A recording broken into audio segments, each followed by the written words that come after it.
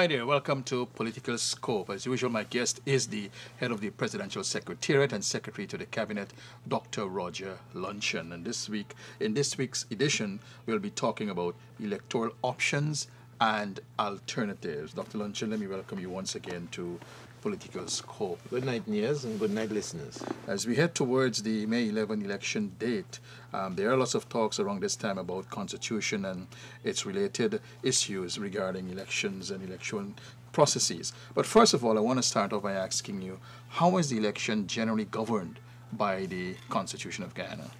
I think this is a good question because our electoral options and alternatives is fundamentally underpinned by what the Constitution provides for, an electoral system that is fundamentally one based on proportional representation, imposed on us by the Brits at around the time of independence in the 60s, and refined by us over the years, the latest being the amendments to establish the constituency MPs, 25 of them, in that historic amendment to the Constitution. Also, the mechanism for electing the government by which the party or the grouping that gain the greatest plurality, the most seats, would automatically become the executive government. It is within those two principles, those two fundamentals, that options are available to Guyanese, the electorate, the political parties. There are some other important considerations that are captured in the statutes, particularly Representation of the People's Act, but they don't carry the weight of the supreme law, the Constitution of the Republic of Guyana.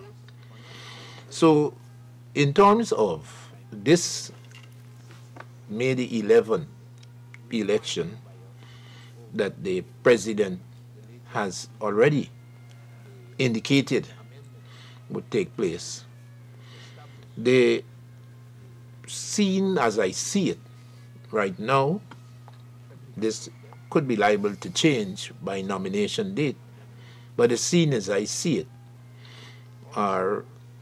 is really three the parliamentary political parties right now: the governing People's Progressive Party Civic, and the two opposition parties, the larger the APNU and smaller the AFC.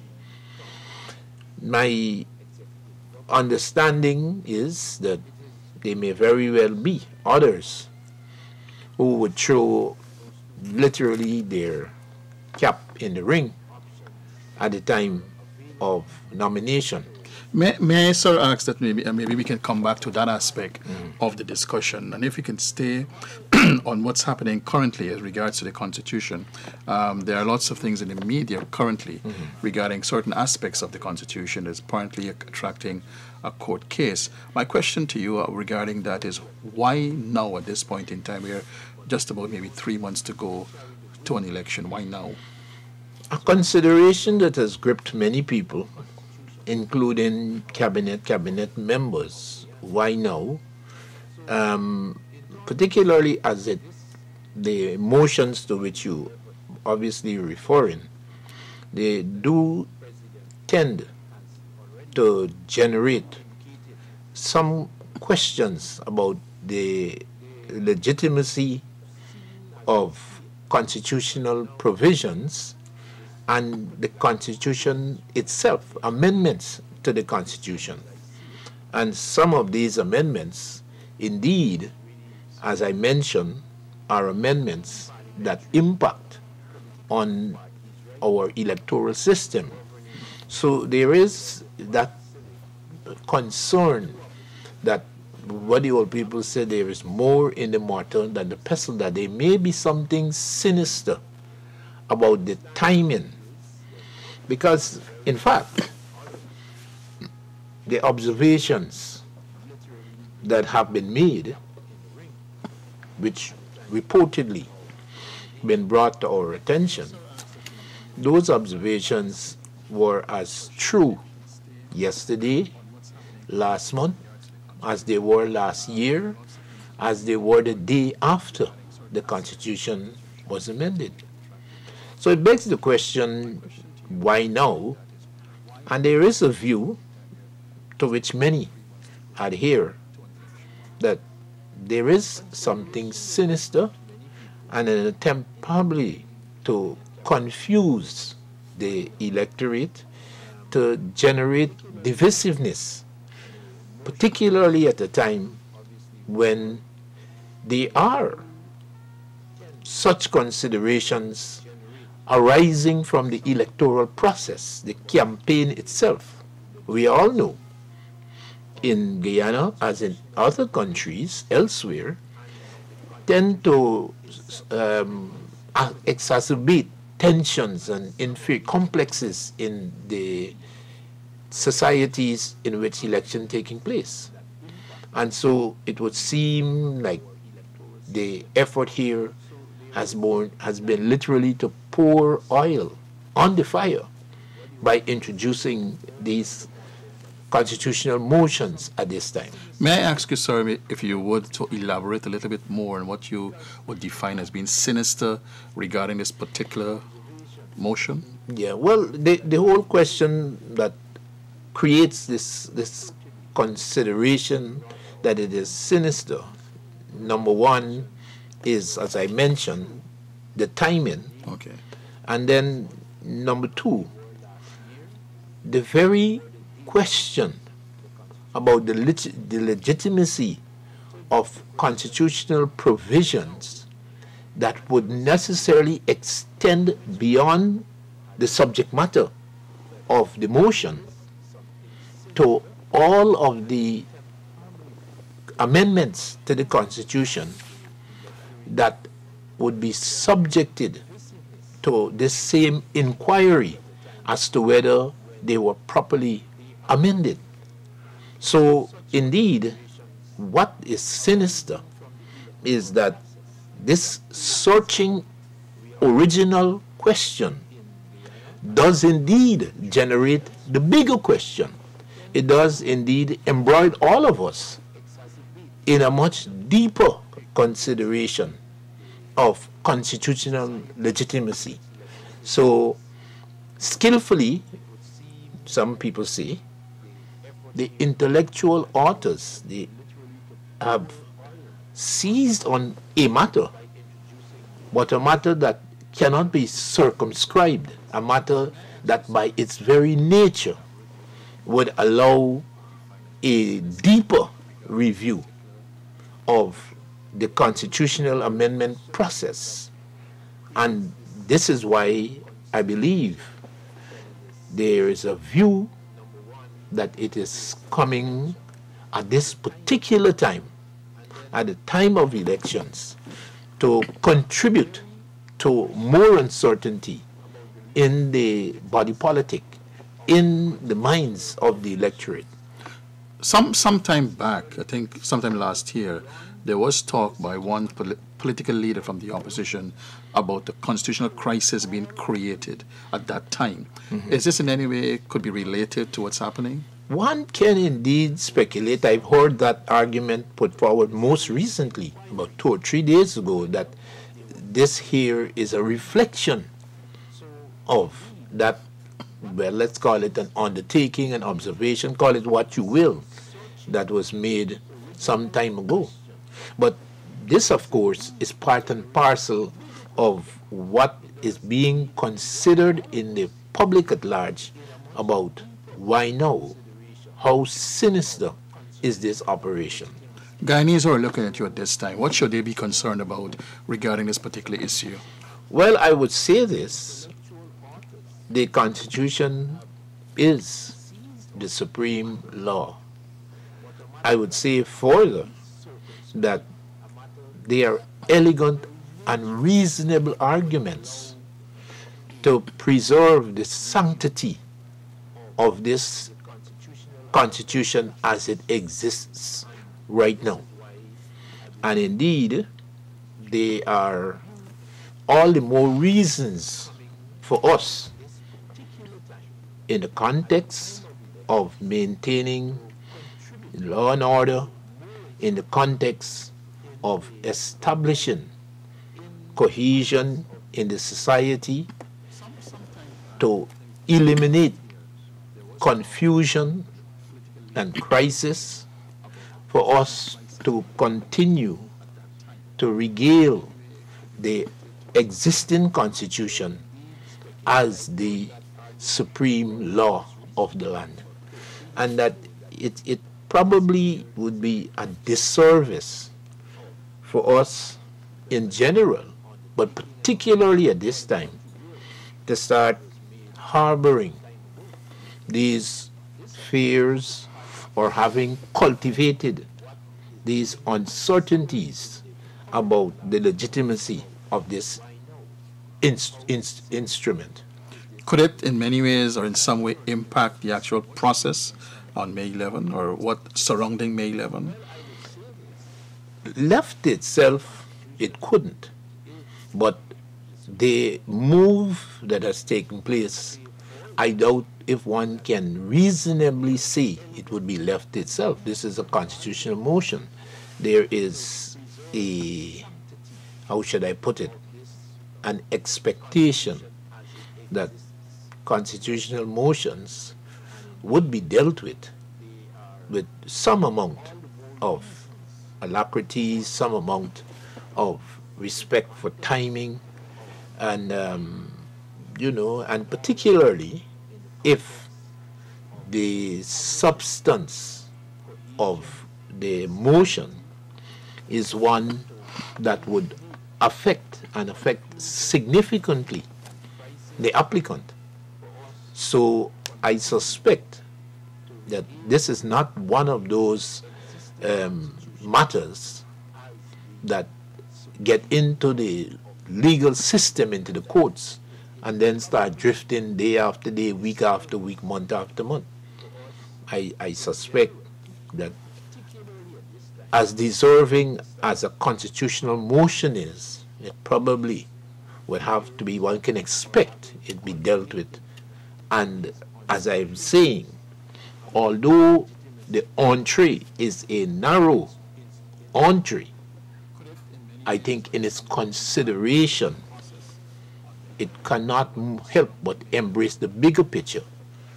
And there is a view that that is the intent.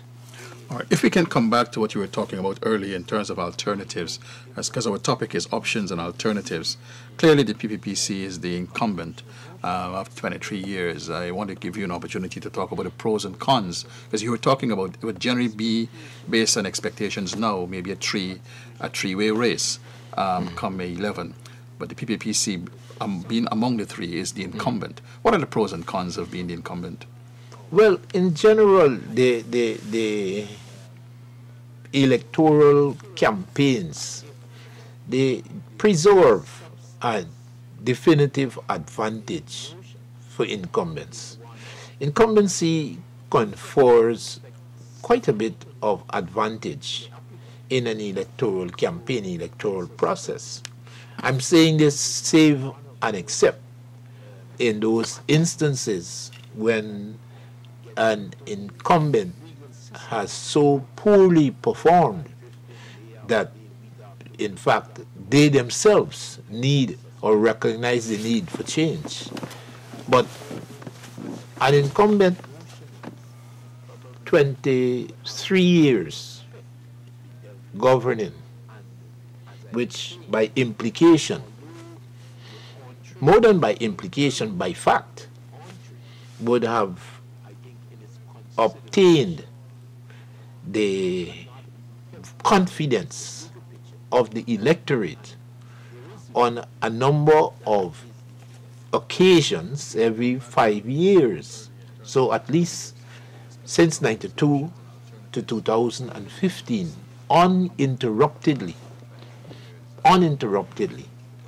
the PPP Civic has remained the administration, has remained the governing party.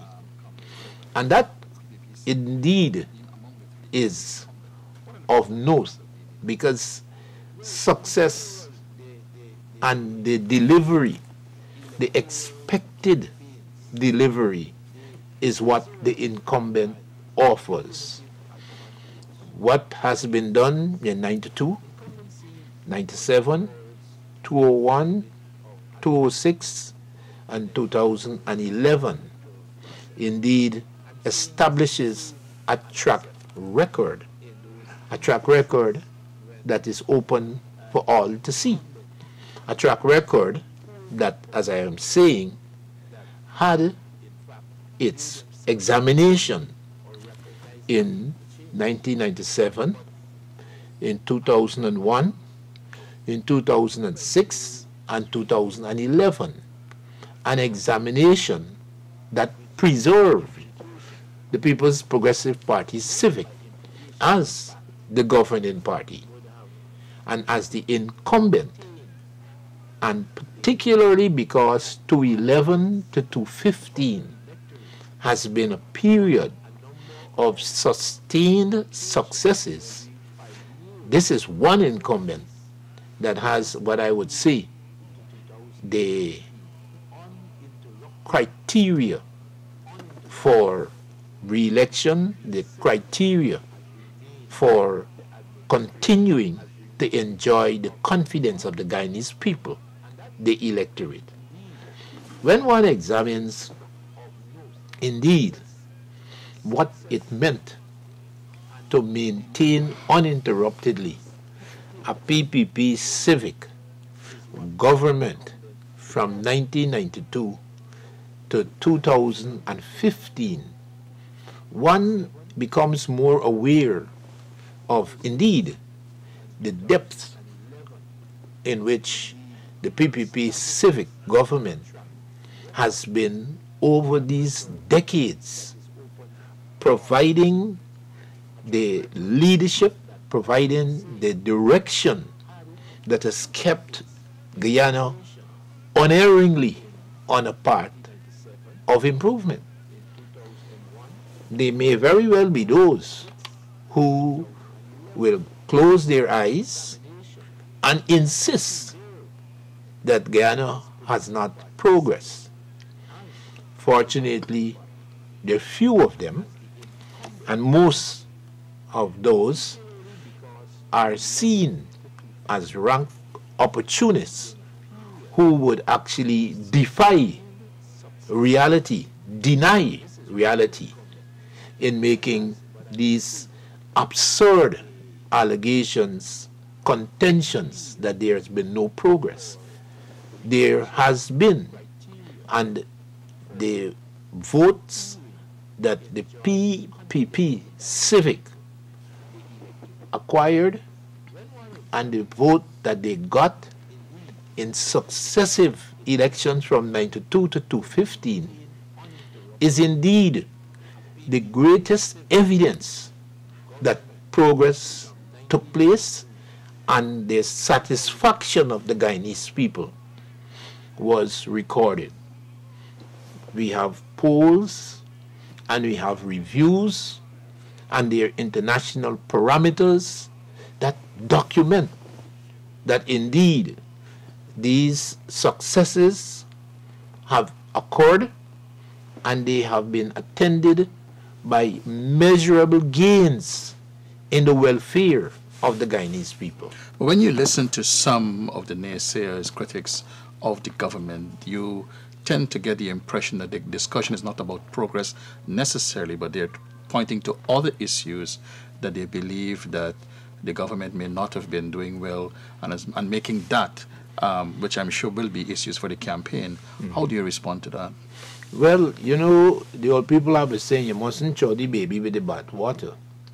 And I believe that, yes, there probably are circumstances, there probably are situations where the PPP civic administration could have done better, could have delivered on specific aims and objectives. But we have to keep looking at the big picture. And the big picture over the years has shown genuine, unquestionable progress in general. Progress that has touched practically every community, every Guyanese, every family. It doesn't by necessary logic means that those other considerations, they are of no significance. But the question that the Guyanese people have already answered by electing the PPP civic successively, they can indeed put those instances in the right context and to accept that, yes, we haven't solved all our problems. Far from it. There are still problems that we have to solve, that we have to deal with. But in general, what we have done is of a sufficient magnitude to convince us and to give us that hope and expectations that as we progress, as we maintain this trajectory, those self-same problems, one by one, they would fall victim to advances and fall victim to corrective measures, interventions by this administration. Sorry. And I believe that the records will show, indeed, that that is so. Remember what we started out with in 92 and 97 and 2001. And fundamental transformation has taken place, where issues of those days, they don't exist today. Or even if they do exist, they have been so compartmentalized, so minuscularized, that today one can say they're not issues anymore, affecting a minor amount of disturbance and grief in communities. By far and large, a reflection of a proper solution. And this is what administrations are all about. Serially confronting the challenges that face their electorate, and one by one resolving them to the satisfaction of the electorate. Coming back to the incumbency, I read a few articles over the last few weeks where there is this notion being aired that being the incumbent creates and you alluded to the advantage, but more so maybe crossing a certain line where it becomes an unfair advantage as you head towards an election campaign. How do you respond to that? It has been a perennial issue, not in Guyana only, all over the world, that yes, indeed, that incumbency, it's often associated with various forms, openly sometimes more subtle, abuse of this advantage. It's difficult to remove and eliminate totally this argument. I give an example. The government, one expects any decent government to blow its trumpet. I don't believe governments are in the business of being modest when indeed at the time of elections, modesty is not enlightenment.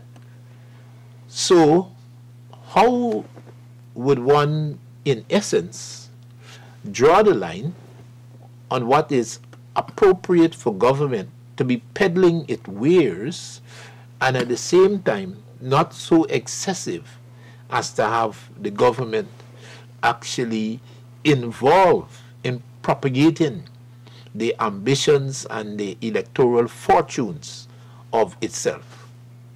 Well, there's lots of literature out there that attests to what has been done, what is conventional. And in Guyana here, there has been a welcome embrace of many of those aspects in and during the electoral process that provides some insight into the thinking of the body politic, how we manage this issue of advantage being taken by the incumbent in the electoral process. So issues like access to the media and issues like campaign financing, they are intelligently the subject of engagements by regulatory bodies, by the equivalent of the GCOMs of this world, and the body politics of this world, and all with the intention of monitoring, in this case, not only the government, to see that it doesn't overstep and abuse its incumbent position, but also looking at other parties to ensure that they do not use the occasion of an election campaign to stir up divisions in the body politic, in the society, among the electorate, to stir up divisions based on race and class and religion, because these occurrences take place elsewhere, and we have to spend inordinate amount of attention to ensure it doesn't penetrate into the electoral practices here in Guyana. Are you confident that these mechanisms to, if I can use the term, monitor these activities are in place or would be in place effectively? Well, I'll put it to you this way. Although there are generally fears of electoral violence that attend the elections in Guyana, recently these fears have not materialized. One has to concede that fears were incubated in a particular historic context when thieving the votes at the time of balloting fraudulent elections indeed encouraged a sentiment that, you know what, one can resort to violence against the regime as it practices those dictatorial, discriminatory practices. Once 1992, the return of democracy, free and fair elections, and particularly freedom from fear, electoral observer missions, the groundswell for electoral violence, the mainstream, no longer existed. No one had a feeling that this election was nothing more than a big concoction of robbery, as it was during the years in the 60s, the 70s, the 80s. So what you're seeing is probably a significant diminution in the urge to engage in violence, physical violence, and maybe, and I am just hypothesizing now, more sophisticated, more subtle means of addressing the wiles of those who are interested still in having an electoral process that is compromised. Coming back to our discussion on incumbency, you spoke about the pros of incumbency. What will be some of the cons or con? Well, I think the major thing that has been replicated all over the world, particularly for governments that have maintained their, for want of a better word, their governing status over more than a single term, 2 terms, and in our case about 4 or 5 terms, has been this very amorphous picture of complacency. Very amorphous picture. And it takes its form and in its expression in so many different ways. But complacency definitely is one of the more insidious consequences of the incumbent and associated with incumbency. Did we see a manifestation of that in the last election in some way in 2011? There is and continues to be that as an explanation for some of the fallout, some of the loss of support that the People's Progressive Party, that occurred with the People's Progressive Party Civic during that campaign. But there were so many other factors that have been put on the table as contributing to that 2011 situation that we need to go back to the empiric and see that complacency is and will remain an issue. And complacency taking so many forms, so many considerations.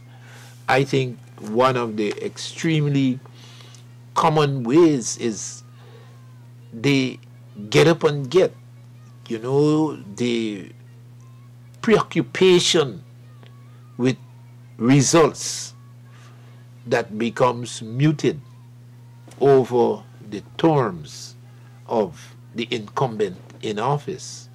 So you might say the fighting spirit, the hunger to achieve might not be what it was when the incumbent force got into office. Over time, a certain amount of attrition, a certain amount of loss, focus, energy, all of this adds up to this amorphous reality that I refer to as complacency. That, to my mind, is really the biggest challenge to the incumbent.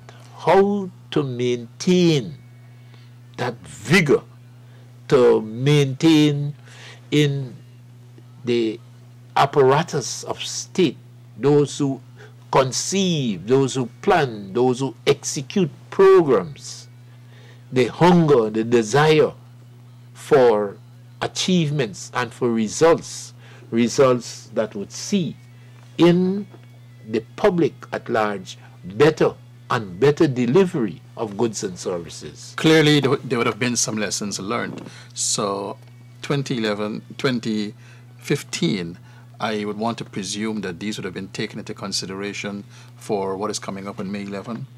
Well, I would say this. You aren't going to remain an incumbent if you don't learn lessons, and you don't learn lessons quickly. The view is, and we hold this view strongly, that indeed very early in the life of a new term, one can discern the likelihood of a subsequent or a successive term. What is done in that early period, because remember, this is the time. Novelty, newness, new government, new ministers, when indeed fervor is at its highest. So if you're going to make an impact, if you're going to strike resounding chords in the administration and in the public at large, it ain't going to happen 2 days before elections. The old people say, worrying can't full, dew can't full. So it is the earlier period of the term in office that one looks at to see indeed what is being planned, what is being enforced, what is being developed to get a feel for the electoral fortunes that would attend the incumbent in the successive election. Dr. Lunchin, if we can talk a bit about alternatives, consequences of, the question is change or no change. What can we expect with change generally? I would say one becomes more and more preoccupied. As any sane, thinking, and reasonable Guyanese, one becomes more and more preoccupied with sustained development of Guyana, sustained achievements at the level of the individual, the family, the community. This is what should, and oftentimes does, occupy the minds. And this is why governments that are successful tend to be re-elected, because they offer the electorate that predictability, that sustained access to the delivery of goods and services. You can go to bed and wake up, and you will know just as the morning comes, there are certain deliverables in the modern state, in the modern society, that this government would provide, and it will be there. That is what predictability, that is what sustainability provides. And that is what becomes almost the second nature. When it becomes the second nature, and indeed the electorate at large can look forward without a second thought that these goods, services would be delivered, and would be delivered regularly, predictably, and sustainably. And this is what is indeed what, when one consider alternatives, one has to take in mind. Because one has to always ask, what am I giving up to get better, or to get worse, or worse yet, to cultivate uncertainty? That is the worst of the three options, because it is easy to deal with get worse. You tell them get lost. That is very simple. To deal with get better, it's easy to deal with. People will reach out for the advantage that comes with an alternative that offers betterment. But one that offers, or one that is associated with uncertainty, this is an insidious, this is a difficult proposition to address, because you are not clear in your mind. It's like one of those long bets. You go to the races, and you don't know if this horse is going to come in, but you're going to put your money on it. Uncertainty. And I'm putting it to you that that is not what the majority of people, electorate, would embrace. The certainty of knowing I got a job, I can look forward to increases in salary, I can pay my rent, I can pay my mortgage. That type of certainty, it comes at a price. And uncertainty whittles that away. You don't know, indeed, if associated with change, that as fundamental an aspect of our regular existence would be challenged, would be disrupted. Uncertainty prevails where change occurs. And you could look at the experiences all over the world. Uncertainty is associated with change. What one has to accept is, if change is itself necessary, let us take the 1992 situation. Let us take the 1992 situation. An analysis of the alternatives at that point clearly would show why the Guyanese people opted for change and for a return to democracy. Because the factors that determine whether change was more desirable because it had greater prospects, those factors existed in 92. Let us now look at 2015. For those naysayers who insist that, oh, we don't have or we have no improvement, that Guyana is no better than it was, we have the statistics. I would say that a newer government would have a hell of a time if what has been done between 1992 and 2015 is not success, is not improvement, to do better than that in post 2015 and get it labeled success and improvement.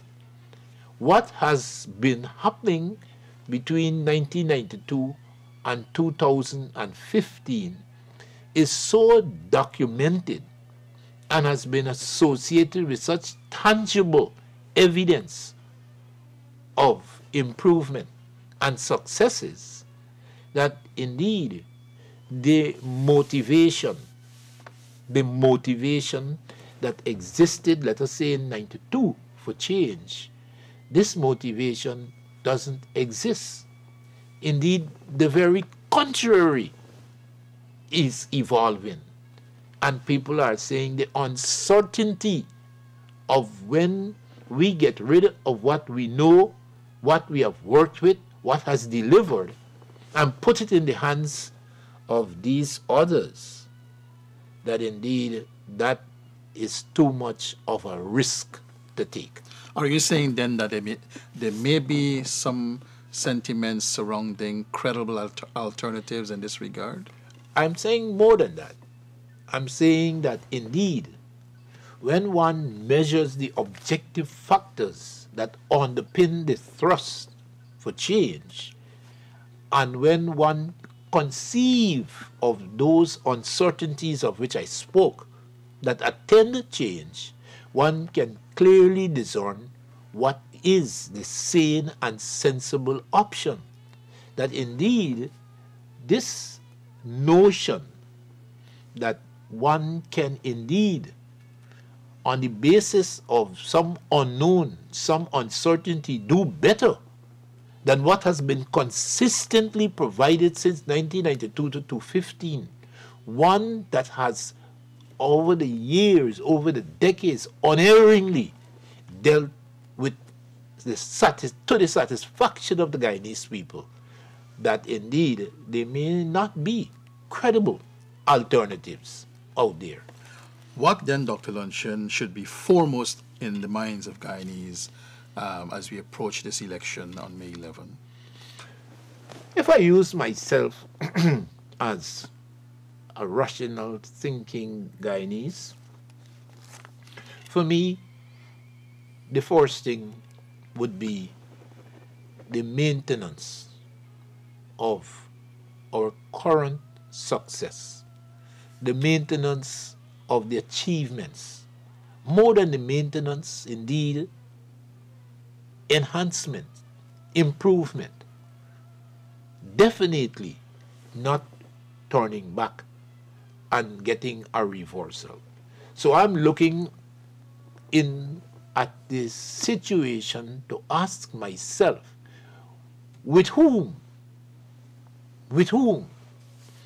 can I reasonably assume that those developments, 92 to 215, would continue, and indeed could conceivably even get better? And my answer has a lot in contributing to where my fortunes, where my family, my community would lie in the next 5 years. And therefore, the decision that I would be making has more to do with facts and the form knowledge and the experience that comes with what we had with an incumbent government from 92 to 2015. I don't believe that there exists serious and credible evidence to suggest that there are alternatives that can indeed offer me those kind of advantages and allow me to go to bed at night and sleep soundly and wake up the next morning with my expectations met. I think that is perhaps, it's materialistic, unfortunately, but this is what drives our society. This is what drives our society. The material aspect of life indeed does dominate, does dictate our thinking and the way in which we plan for the future.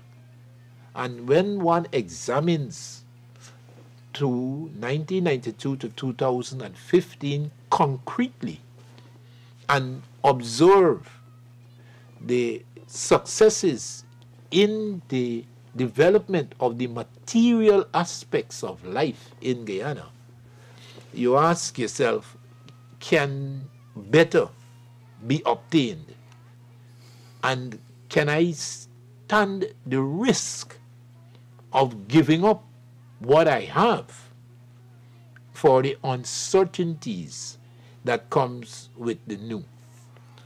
And I want to believe that sane Guyanese, as they ponder, as they are confronted with that question, security, safe, sustained, when they confronted with those considerations, as opposed to the others that speak to uncertainty, that speak to, well, you're not clear if, and those big question marks, that at least intelligently Guyanese would seek to continue reposing their confidence in this incumbent. In closing, there has been lots of discussion regarding young people who may have little or no recollection of Guyana prior to 1992, but they are enjoying a Guyana completely different from what it would have been to 1992. Some argue that they may not necessarily possess a baseline to make the kinds of comparison that have been made over the years. What would you tell those young people, well, based on the same question, what should be foremost on their minds come May 11? You don't really need a baseline. To my mind, the facts of pre-1992 is icing on the cake. What is the cake is what one currently enjoys, what one currently has achieved. Because you don't have to go far. All you got to do is stand up and look over the road, look over into the other countries, and see for yourself. See for yourself. When we compare what successful administrations have done, and when you compare where other administrations have not performed. In other words, it's rooted in the present, it is rooted in the current. So when a young person is examining options, looking at alternatives, it's looking at what is available now and what can arise, what can be obtained in the future. Looking at what is obtained elsewhere and doing that type of comparison. As I'm saying, going back to 1980s and the early 1990s is icing on the cake. It is not so important as having a grasp of what has been achieved right now, what is desirable, what one has to maintain, and looking elsewhere at this point to see if successes of the same magnitude have also been obtained, and reflecting on what conceivably can happen were there to be reversals. So our young people, for that matter, the entirety of our electorate, as they examine the current situation, I don't think one has to hearken on the past to convince them that where options are concerned, that an analysis based on the now would again unerringly dictate the choice of the next government of Guyana. So would you say even for the young people, the question of uncertainty also comes into play? It certainly does. I made this point a number of weeks ago when I paraphrased a very famous saying by an American presidential candidate, Bill Clinton, when he said, "It's the economy, stupid." And indeed, every day we can see that there is indeed a virtual truism. What he said relative to America and its replication here in Guyana. The young people will know, and all of the other elements, age-related of our society, of our electorate, will know that those gains that have taken place under this PPP civic government are all deeply rooted, and they're underpinned by economic growth and development. There's no economic growth and development, you are indeed going to confront what we did have prior to 1992. Economic growth and development, sustained successive years. We are in the 8th year of successive growth. It augurs well for the future, not only for young people, for all segments of our population, once it is sustained. On that note, Dr. Luncheon, I want to thank you very much again for sparing time from your busy schedule to be here with us on Political Scope. Thank you very much. Thank you, Nias. Political, as usual, my guest was the head of the Presidential Secretariat and Secretary to the Cabinet, Dr. Roger Luncheon. In this edition, we examine electoral options and alternatives. Nias Saban saying so long, until next time.